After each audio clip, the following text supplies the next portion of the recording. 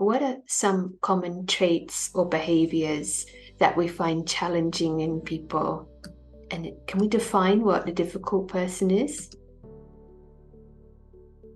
Yeah, I think people in general can be difficult, and something that comes to mind is it's a famous philosopher, Paul Sartre, I think, who said, "Hell is other people," and I think there's a lot of truth there. That most of us, in a sense, that interactions with other people, not that literally what he said, but interactions with other people can be quite challenging, and there are some traits that we all gonna find quite challenging in others, such as if a person is quite it nags a lot or complains, or is tends to blame others a lot, which means it's somebody that doesn't take responsibility for themselves, or they always look on the negative side of things, um, or they might be people who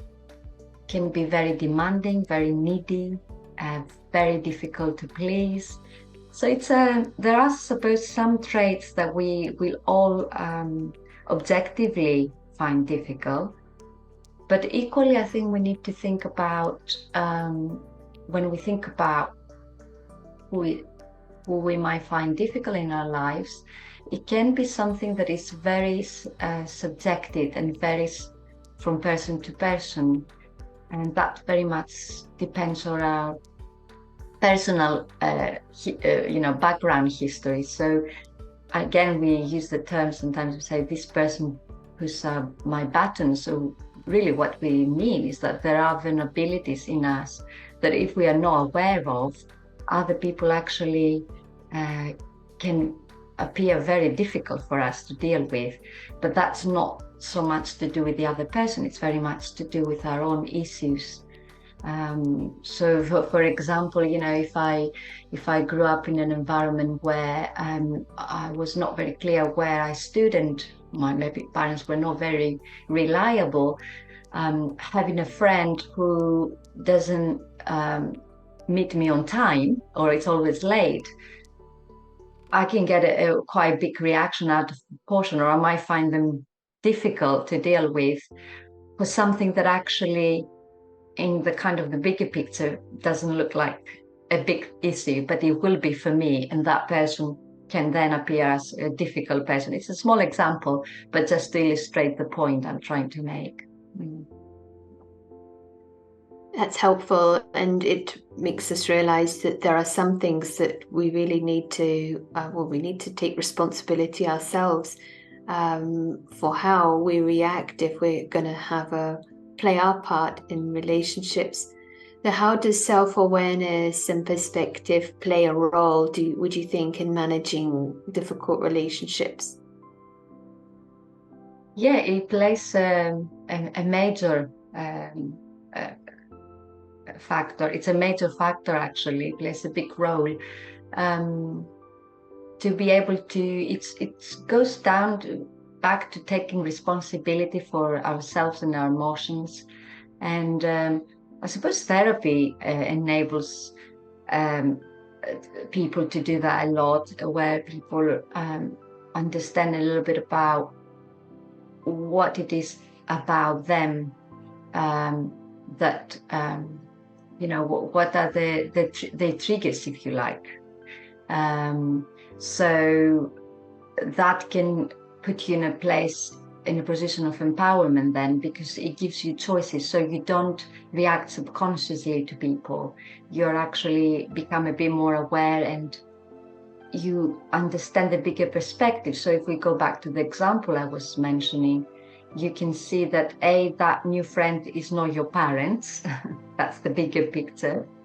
And that being late is nothing to do with you. It was something that held them back. So you immediately you stop personalizing. So that awareness of how, I suppose, my past history affects me now, it helps me to see, things in a very different perspective, and then respond very different to people. And of course, when it comes to difficult people, something also we need to mention is normally, and it's ironic that the people that we might find more difficult to deal with are the people we have more intensive relationships with and the longest relationships. So family members fall quite a lot under this category because the expectations are higher also, but also there is more history that we've got with these people. But also, that's the role that self-awareness can play. Mm-hmm.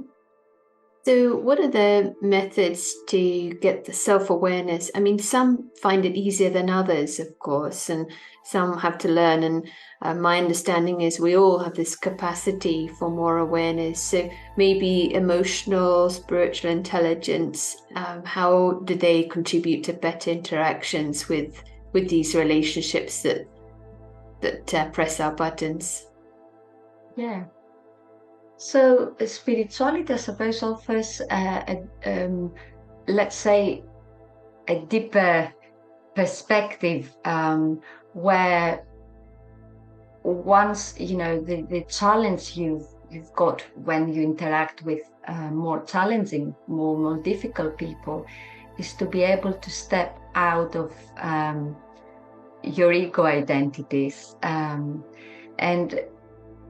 to do that, you need to be very grounded to the deeper sense of who you are, to the presence beyond the ego identity. So you need to be very alert how maybe the ego might try to hijack your energy, and either if you're dealing with a difficult person, let's say, might want to defend oneself or might want to attack, to claim back, I suppose, its power. So emotional intelligence is all about understanding that by doing that, you just actually react, or you respond or support what you're fighting for. You, in some ways, you go to the level that the other person is. What is required here is to ground yourself and step back to and step into, if you like, the power within, the peace that there is in all of us, or if you like, the light within, and become the lighthouse. So be the one who brings the different energy in the interaction, be the one that amplifies the light that comes from that place of wisdom and peace and security. Nice. It reminds me of something I heard Michelle Obama say, that if someone goes one step lower, I go one step higher. So it's about having the option to really be the leader in a way. I suppose sometimes, though, there is a thought or a feeling that if we are stepping back, do we not get taken advantage of sometimes in relationships? Don't know if you want to address that thought that can come. Yeah. Of course. And who is going to feel that? That's going to be, I suppose, the ego in us, that's going to feel that we are losing something. To step back and not be reactive requires a tremendous strength and tremendous alertness in the spot, on the spot. So you need to be, really monitor things, but it requires a lot of. It's a very powerful position to take, because it's coming into a truth, really. And it doesn't mean that you are passive. It doesn't mean that if something needs to be said, that it won't be said. You can still communicate something you don't like that is happening to others. So an example, but without, I suppose, personalizing. So without and without adding names to the other person. For example, it could be that you step away from. You can say, you know, if there's a conversation, let's say that there is an interaction that is becoming quite fueled with anger from the other person. It doesn't mean that you need to say nothing. You can say that maybe, you know, the tone is very distressing, this tone of voice that you're having at that is going on at the moment, but without saying, you know, how dare you talk to me like this, which is me personalizing something. So I give that to ego. Or without saying, oh, what an awful person you are that you talk to me like this. So I don't do that, you know, I don't call names. So it can be very neutral. It can be just a factual statement. Or sometimes a very useful approach is something we use a lot in therapy, is to respond back to a person with lots of empathic comments. So we just reframe back what the person is saying over and over as they maybe, you know, let's say there's that scenario of, you know, somebody's getting angry or saying things that we but without, what happens sometimes is that we see that people's defenses are breaking. So people get to a point, I've seen actually people going into tears sometimes just by using this technique, and you see the anger goes and something soft appears. Or there are times where it's best to be silent, and that's absolutely fine as well. Could you just give an example of an empathic response? What would the words or the tone be? So somebody might be saying,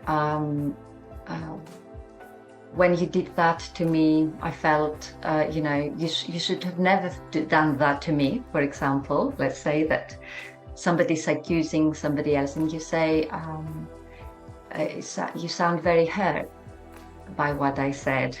So you go and then they say, yeah, I was very hurt because I felt like in that moment you didn't pay any attention, you know, to how I felt. And you say, I can see that you felt ignored. So I know it's a skill, but it's a quite nice thing to say, to go to try. Maybe I would say a way that people can understand what I mean is get into each other people's shoes for a moment. Try to see things from their perspective. And then something happens, you know, the person, it's a very interesting process actually to experiment with. It's nice. I was also just thinking of something you said earlier, this to come to that still point, that deep peace of the self, and, you know, and also the other in that case, they have that nature inside and they are also experiencing difficulty from that upheaval and feeling thought. Yeah. So from a genuine space where I'm in my security, when I practice, you know, when the going is good, then I'm more likely to have the thought to help the other, to connect to their peace. So I'm not trying to hold them as if to that emotion, define them in my vision that is who they are, but just give some space around it. It could be through the silence, as you say, but that empathy in the vision and attitude, I think that's can help sometimes in these cases where, as you say, you know, they're also a victim in that situation to these feelings. I wonder what self-reflective practice you have found has helped to connect you with that inner stability that then therefore helps us deal with these challenging situations and interactions. I think as a general practice, it's always helpful to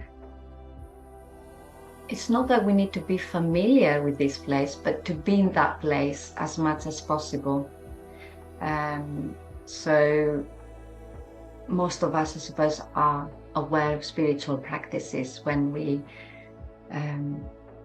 so we don't, I suppose the reason I'm highlighting that is, if we are not familiar with that place, we're not going to step into that when the challenge arise. Yes, we will need to have that practice. So I would say connect with that power within as much as we can. It's very, very important. But some other practices is to be very aware of times where we pulled out of that place. So what is it? So we understand our triggers. So have that, I suppose, awareness. And even, you know, keep a diary of that.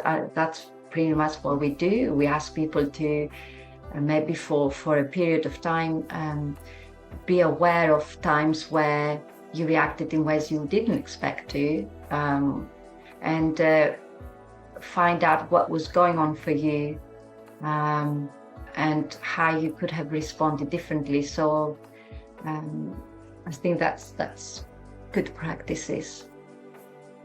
Writing is very interesting, and it's a form of communication in a way to the self, but I've also found sometimes verbalizing or putting down on page rather a means to express something I might not want to say to them, but it's as if processing for myself, and then you can let that go. It doesn't have to actually be sent to them in a way. So I think working through these things, and then also building a vision of what you would like that interaction to be like, and you know that spending those moments, it can be in your thought when you see that person, to be sort of drawn by that vision of the future rather than dictated by the interactions and situations of the past. I know this is one aspect of spiritual intelligence, and I think with relationships it could be helpful. So lots of opportunities. Would you say that these interactions, difficult relationships are opportunity for growth, or do you think it's best avoided if we can? That's a very interesting question. I don't, even if we wanted to, I don't think they can be avoided. I think, especially if there are things we need to work on, no matter how much we avoid things. The classic one is very common, you know, people sometimes, we can see, you can change the country, you know, to avoid all these different interactions, just to find out that you just recreate the same thing. So it's not, we can't avoid them. No, I think we need to see the opportunity that is there, and maybe view them as spiritual practices or opportunities for spiritual growth, and that's a nice way of reframing them, because then, I don't know, it feels more like an opportunity rather than a challenge, and it is one way of growing spiritually. It is interacting with others and finding out about ourselves and developing more harmonious relationships by taking responsibility for our own feelings. So yeah, I think there's enormous potential there for spiritual growth.